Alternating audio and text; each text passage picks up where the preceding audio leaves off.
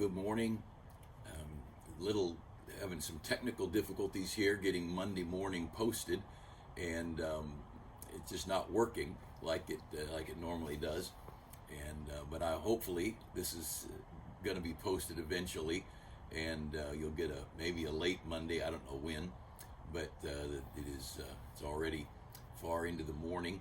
I met with some of the young people this morning at church. We have a group of quite a few of our teenagers headed up to Sacramento. They're in volleyball and basketball tournaments, and with some other good churches, and preaching every day, and playing sports. So, you know, the spiritual part during the preaching, and then you get on an athletic court and you find out your Christianity is not nearly as strong as you thought it was.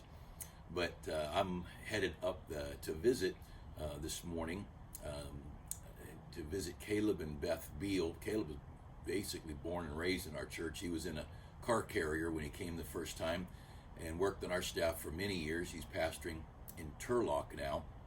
And so I'm going to head up to Turlock. The team's going up there as well, and visit Caleb and Beth, see their new church where he's pastoring.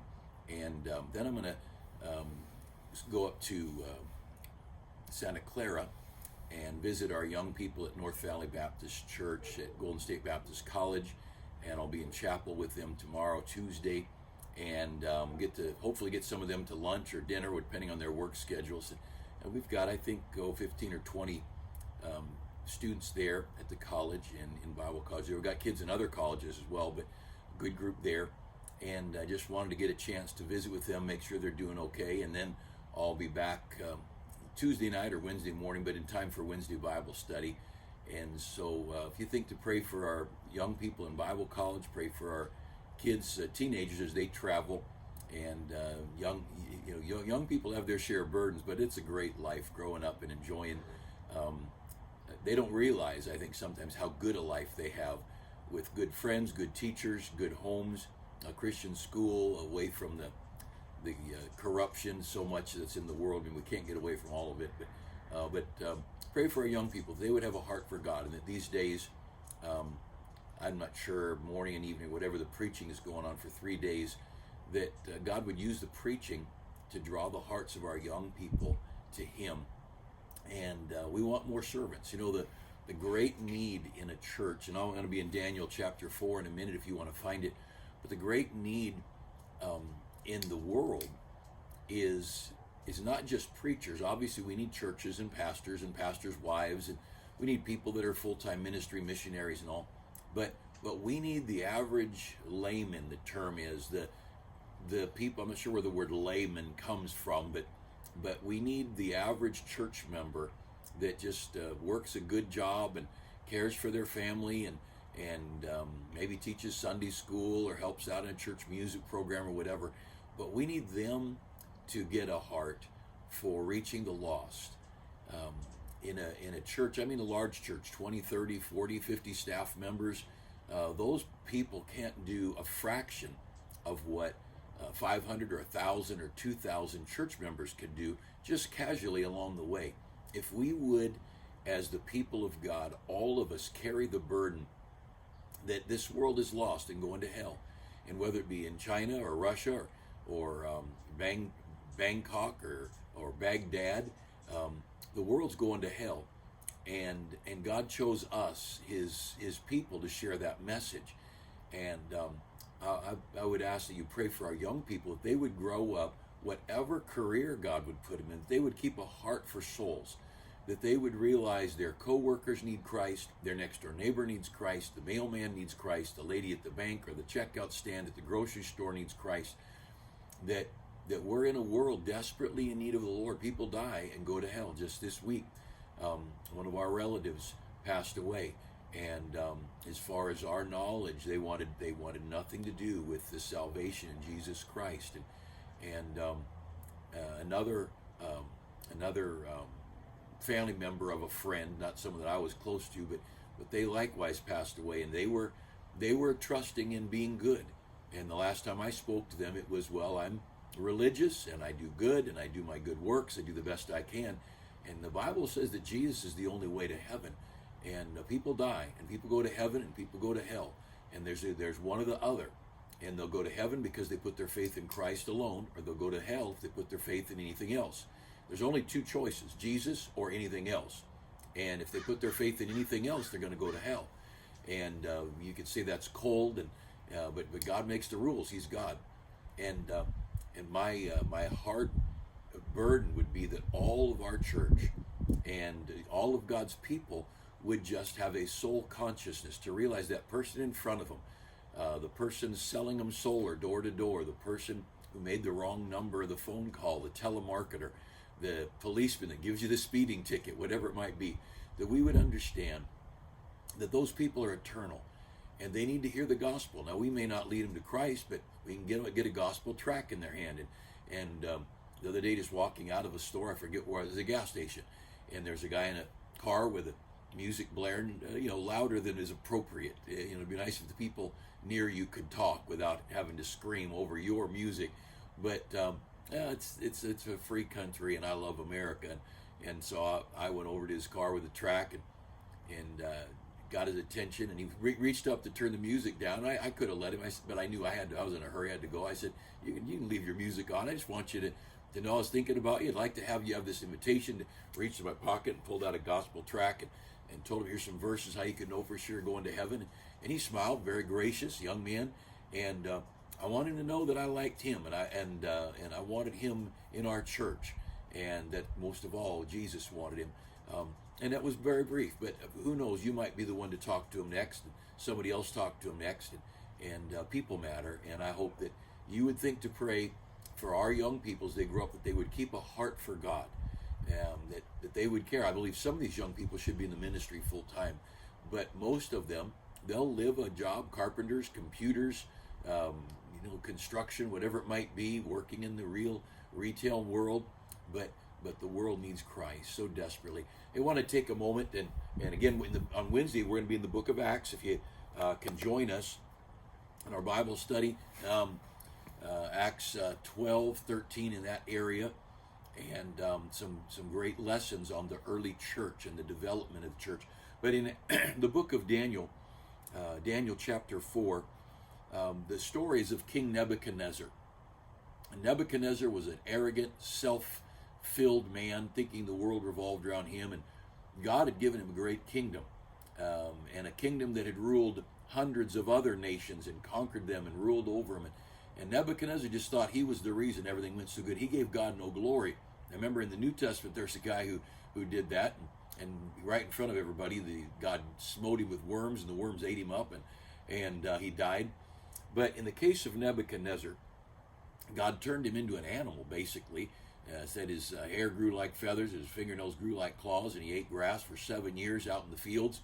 And then God gave him his mind back, and he gave him his kingdom back, and suddenly he said, the Lord, he is God. And but there's a phrase in here in the middle of Daniel 4 that's repeated several times. He said in verse 16, Daniel 4:16, let his heart be changed from man's, and let a beast's heart be given unto him, and let 7 times or 7 years pass over. This matter is by the decree of the watchers, and the demand by the word of the holy ones, to the intent that the living may know that the Most High, here's the phrase that's repeated, the Most High ruleth in the kingdom of men, and giveth it to whomsoever he will, and setteth up over it the basest of men. And it's a simple statement that God's in charge. And God may put evil men in charge. God may put the basest of men in charge. And certainly in America today, we could be frustrated with the corrupt leadership we have in California or in other states or in Washington, D.C. But God's in charge. Let's don't worry about what man can do. And the apostles said we ought to obey God rather than men. Man can only touch us at the permission of God. And the rules and laws of men can only go as far as the sovereignty of God allows them to go. He repeats himself again in Daniel 4, and that was the dream Nebuchadnezzar was part of the dream Nebuchadnezzar was telling Daniel about. Well, Daniel begins to interpret the dream, and he says in verse 25, they shall drive thee from men, and thy dwelling shall be with the beasts of the field, and they shall make thee grass as an ox. They shall wet thee with the dew of heaven till 7 times pass over thee. Tell thou know that the Most High ruleth in the kingdom of men, and giveth it to whomsoever he will. And then in verse 26, the simple statement that's so powerful, whereas they commanded thee to leave a stump of the tree roots, thy kingdom shall be sure to thee. After that thou shalt have known, and here's the phrase, that the heavens do rule. God rules, and God is in charge. And some evil person may plan and connive, and they may think they got their way, and they may think they hurt the apostles, or they may think they, throughout the Inquisitions in the days of the dark ages, the days when there was great persecution of the church through Protestant Reformation, and evil may have thought they won, but they didn't win. And every one of those faithful children of God who served him and loved him and stood for him, though they were tortured and tormented and driven into the wilderness and died of exposure or whatever, died of drowning or burning at the stake, they all walked straight into heaven, into the presence of God. And they won. And the heavens do rule. And let's don't look around us. Let's don't that misdiagnosis by the doctor. God knows what's going on. And that corrupt law that was passed, God knows what's going on. And the evil that a corrupt election or a corrupt lawmakers, all the heavens do rule, and you can trust him, you can lean on him, and you can rest in him. Again in Daniel chapter 4, down in verse 32, they shall drive thee from men, thy dwelling shall be among the beasts. The end of verse 32, tell thou know the Most High ruleth in the kingdom of men, and giveth it to whomsoever he will. In verse 35, Daniel says, and all the inhabitants of the earth are Nebuchadnezzar. Now the 7 years has passed. Nebuchadnezzar's got his right mind back. And Nebuchadnezzar says in Daniel 4:35, the inhabitants of the earth are reputed as nothing. And just nothing at all. And I hope you'll, let's don't fear men. Now we do. We get in a moment of fear and we worry and some unjust thing going on. Trust God. And let's trust God. And the God that makes the flowers bloom, the God who puts the sun in the sky, the God who puts the mountains, with these mountains behind me. And where I grew up, mountains had trees on them. But here, these are nice mountains. You get used to having mountains without trees. But the heavens do rule. God is a wonderful God. And let me just close with a quick comment about last night. We had a great night at church last night. I spoke on the value, the importance of music and singing, getting good music in your head, your heart, your car, your house, but also to sing in church. And if you didn't, I don't know how it turned out online because the technology kind of limits things. But at one point I had all the men in the auditorium stand up and sing a cappella, and it was beautiful. It was just, so one of the ladies in the church sent me a text. She said, the men singing was incredible last night. You need a great men's ensemble or choir or whatever she called it. And you know, it was a good night on music. And we sang with, we had just the piano play one note at a time, and then two notes, and then four, and then we added the keyboard, and then we added the orchestra, and then we added the voices. And wow, was it a great night. An illustration how the more you add, the more voices, the more instruments, it just broadens the sound and it touches the heart. How much more beautiful it is. It was a good night, just a good night on the value of music. And then we had our victory rally, and we were, the goal was to just recarpet the auditorium, redo, just keep things upgraded and looking good. And what an amazing night. I can't even begin to tell you about it, but it was fun. People laughed. And we raised enough money. Looks like if everything came in that was pledged last night, that money to carpet the auditorium and redo the platform, and I think to do the hallways in the Sunday school. And it's nothing. It was just a fun night. Generous people, godly people, and we had our Dodgers Angels competition going on, and the Angels won all 4 areas last night, including speed throwing. We had have a machine that tests the speed of throwing a ball, and we had adult men do it, and then we had adult ladies competing, and it was just a fun night. Ended the night with nachos and that yucky cheese sauce dumped over tortilla chips out front of the church. What a good day. This Sunday's a great day, the Lord's day, and the Lord's people are the best. I look forward to seeing you Wednesday night, and you that are in other churches, be faithful to your church, support your church, back them up, pray for them, and thank you for being so faithful. Let's pray for God's help and mercy on our country and on our churches and that we would be useful in the hand of a sovereign God. He has everything under control.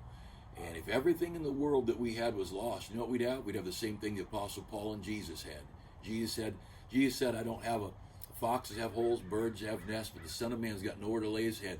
If this old ugly world took everything away from you that you had, or everything away from me that I had, we still have Jesus. And when the kids sing a song, you take the whole world, but give me Jesus.